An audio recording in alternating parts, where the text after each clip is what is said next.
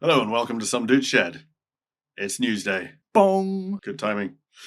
In the news this week, Fight Club author responds to China's amended version. Bong!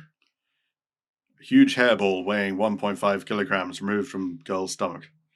Bong. Thieves made off with $200,000 worth of butter, and inflation may be to blame. Dun dun dun dun. Well, what could you say? Inflation is a slippery slope. Particularly on butter. Yeah. So where should we start? I want to hear about this Hairball. It's hairball, right? Okay. Well, if you dare to put an image of this in the podcast, you'd be very brave. It's quite disgusting. So basically, this girl who's 6 years old, she's got this hairball which pulled out of a 6-year-old stomach is 1.5 kilos. The reason she's got so much hair in her stomach is she's got a bad habit of eating her own hair. There's biting your own fingernails, but I've never heard of somebody eating their own hair before. Delicious. But yeah, it's understood that the build-up happened after the girl in Pankula, India, started sucking or chewing on her own hair. Dr. Vivek Badu successfully performed surgery to remove the hair at Pankula Civil Hospital on Monday. So the girl is now under observation and in a stable condition. What do you mean, like observation just in case she eats her again? They probably, removing the hairball is only one step. I think the next step should probably be shave her. I assume they would have to clean out her entire stomach. Well, yeah. There wasn't, by the looks of the hairball, there wasn't much room for anything else. So it probably was the entire stomach, which is a lovely thought. The hairball has all congealed in the stomach and it's formed the shape of the upper part of the digestive system. If you can picture that, Mr. Black, just picture it there. It's disgusting. That's one clogged drain.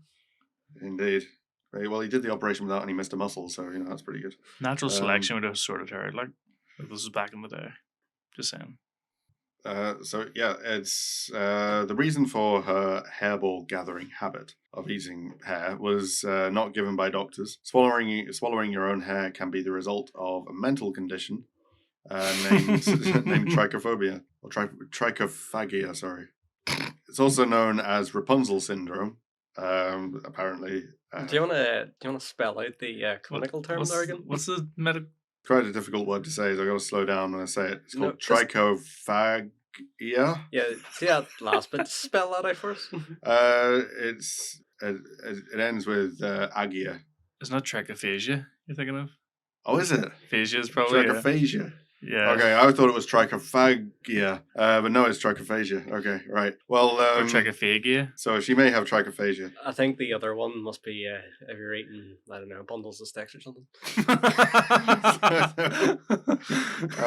Or maybe cigarettes. Now, this actually follows a trend. The 6-year-old's hairball was the latest to be reported from India. Doctors revealed back in 2020 that they found a 7-kilo hair lump inside a teenager. 7 kilograms? 7 kilograms? How do you walk around with a 17-year-old ball of hair in your stomach? How do you digest anything? You mustn't. Unless you're sticking to soup. Yeah, it's like, how do you digest anything? Because there's all the hair in the way. You need to invent like shit flavour shampoo. That'll stop them eating it. Sadly, I don't know if that would. That hairball was retrieved from that teenager after a 6-hour operation. 6 for hairball? Yeah, you wouldn't have thought it would take that long. You just have to cut you open and pull it out. Regardless of how heavy it is, it's not a C-section. You have to cut your stomach open. It's a lot harder than a C-section, isn't it? Yeah, it would be, because you have to literally cut the stomach. You have to be very careful with the acid and stuff as well. Yeah, you don't want that getting anywhere. If that actually gets anywhere, that's yeah. Stomach isn't meant to be cut open. So the moral of this story, guys, is don't eat your hair. Sweet. I already knew not to do that. Okay, good. Moving on. Okay, I'll do the next one. This is from The Independent. Fight Club author responds to China's amended version. Quotes, "Everyone gets a happy ending in China." Fight Club. Get me on the first plane. Right. For starters, can you tell us what the ending is in China, in the Chinese ending? Well, have you seen Fight Club? Well, I won't be seeing the Chinese version.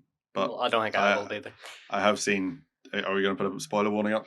Okay, spoilers.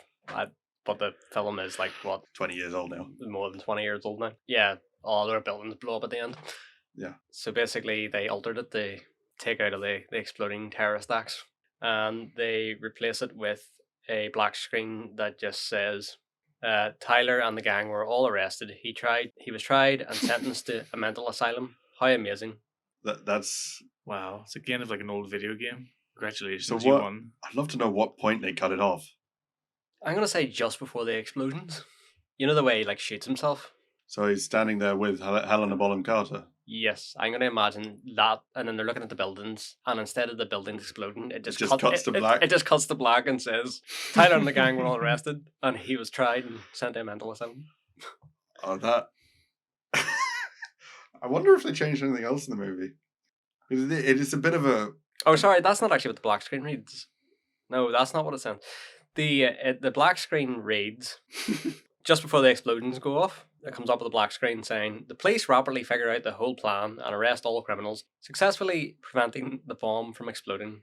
It also states Tyler was sent to a lunatic system for treatment.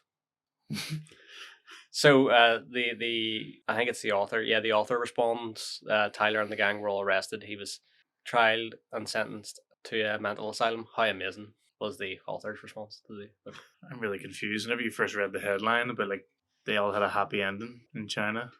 Well, basically, the law came in and set everything right. Put the mad person in an asylum and disarmed all the bombs. Oh well, he also made an art. The original author Chuck Palahniuk, who wrote the novel. I think I'm pronouncing that right. No, Just probably call him not. Chuck.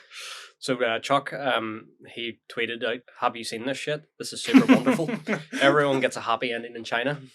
So that's where they got the title headline from. Oh, right. Yeah, no terrorist acts against the government, their banking systems in China. Oh, absolutely not. Wow. So yeah, I still imagine it doesn't tell you the exact moment it cuts off, but I imagine is this where, as you said, he was standing there with Helena Bonham Carter, and then it just cuts to black and comes up with that text. That's Government approved art. government approved art. And Fight Club as well. It's one of the least government friendly movies there is, I suppose. Yeah, the thing it's basically can come off as a film version of the Anarchist Cookbook. Kind of, yeah. After that comes up, thank the government. Thanks, government. Well, thanks the government in the cinema. Trust the government to keep people safe. I can imagine they probably made loads of changes elsewhere in the movie as well. Maybe. I mean, to be fair, it is in English. The Yeah. Chinese, all they have to do is dub something different over it. Yeah, and they wouldn't have a clue what they're. Yeah. But yeah. I heard that things don't translate well into Chinese, artistic things anyway. You may have heard of a small, an old-timey English writer. He's quite small, called William Shakespeare. And he wrote a play called Hamlet. And in English, you got that wonderful saying everybody knows, which is to be or not to be, right? Which is supposed to be like an allegory of should I continue with my life. And in Chinese, instead of saying something poetic and vague like to be or not to be, they have it literally translated as should I kill myself. Brilliant. So I can imagine them changing the words and the meanings quite a bit in Chinese Fight Club. I bet you they just change it from should I kill myself to should I work harder? Should I work harder for the good of the people? Well, yeah, moving on from that, quite frankly, film vandalism. So to your news story, Mr. Black. Just amazing. Sanitized films, that's amazing. From vandalism to robbery. Robbery, I mean. Anyway, thieves made off with $200,000 worth of butter, and inflation may be to blame. A Christmas Day butter heist. Christmas Day? Wow. It was not the first time in history that Sticky Fingers have made off with a high-priced dairy product.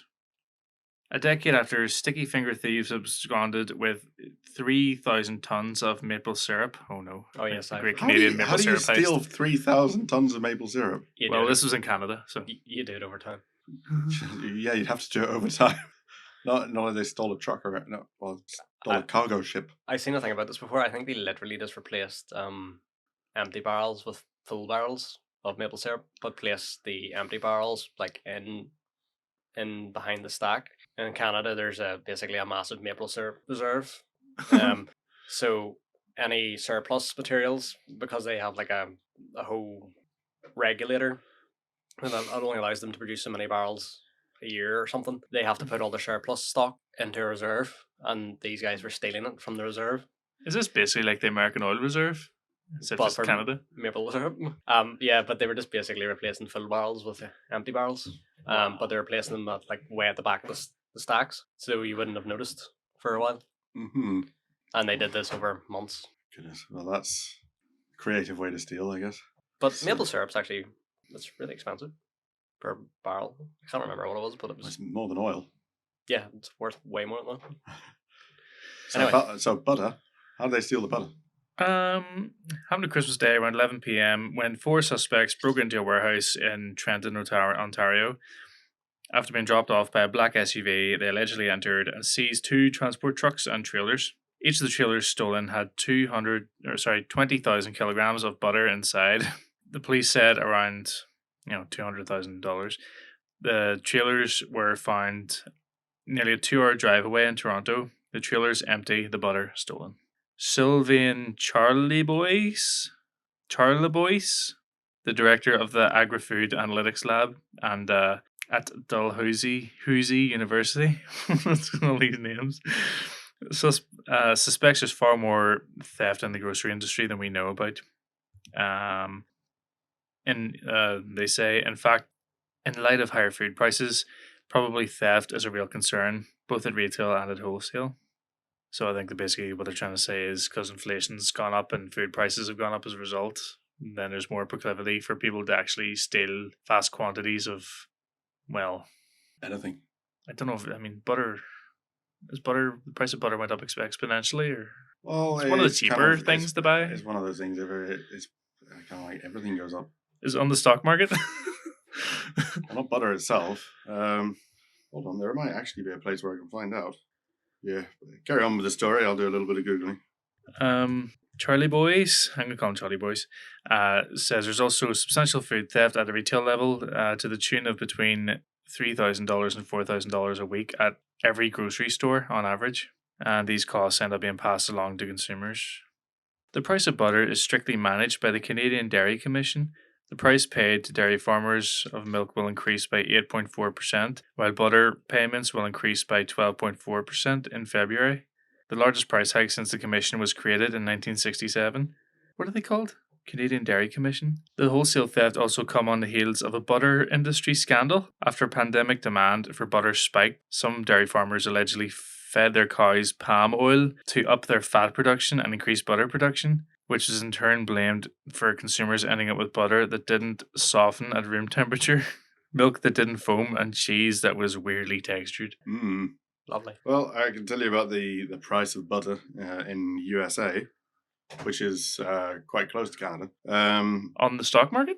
No, it's just general. These are just general prices. So let's say, so at the start of the current era, so in January 2020, it was what's the unit here? I'm looking at. Okay, right. We're looking at dollars per ton apparently, and so we start off with 4,100 in January 2020, and in January 2022, it's 6,100. That's an increase of a third, pretty much. So it's gone up by 30% For butter? for butter in 2 years. Yeah. Literal gold mine, Yeah. nearly. I seem to remember, was not during the start of the pandemic in England, they had to actually throw like gallons and gallons Oh, it was of milk, milk wasn't and it? milk Yeah. away Yeah, a lot of the Yeah. milk was going bad. And because there was a surplus of it that people weren't taking. I don't know what to do with the delivery. They couldn't get it to shops on time. yeah, they couldn't ship it. Or they couldn't Oh, get they it out could- of the farms, so they had to. Because Oh, the farmers didn't have anywhere to keep it, so they just had to throw it away. yes, that's actually Because probably what it doesn't stop being made. They can't just put the cows on holiday. So Mental. But yeah, well, I mean, the price of everything's gone up. Like inflation's hit everything. Like even timber. Like you've had a bad experience with timber, haven't you? I don't even want to talk about the price of timber. It's ridiculous. I think it all comes down to fuel, doesn't it? If the fuel price goes up because everything relies on fuel, because everything has to be delivered, then the price of everything goes up. Well, it's just Well, supply and it's demand. that- Sure, it was hard to get timber at one stage as Yeah, well. It's more there's a whole backlog in the supply chain because they were stopping a lot of shipments because things weren't being bought. Construction basically came to a halt at one point during the start of the pandemic. So it's just caused a big backlog for that. And then also trying to get shipping containers as well seems to have turned into an issue. And since a lot of that like cladded timber is actually imported from like Canada, it's just drove prices up through the roof. I think it's about two. I bought a lot of wood at the start of the last year, and I think it's near 3 times the price of it was to bat now. 3 times the price. Yes. Goodness me. Yay! So I think the moral of the story is next time there's a pandemic, buy all your stuff at the start. And then sell it now. Sell it towards the end.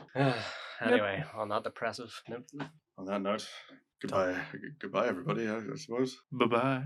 Goodbye. Goodbye. Bye bye.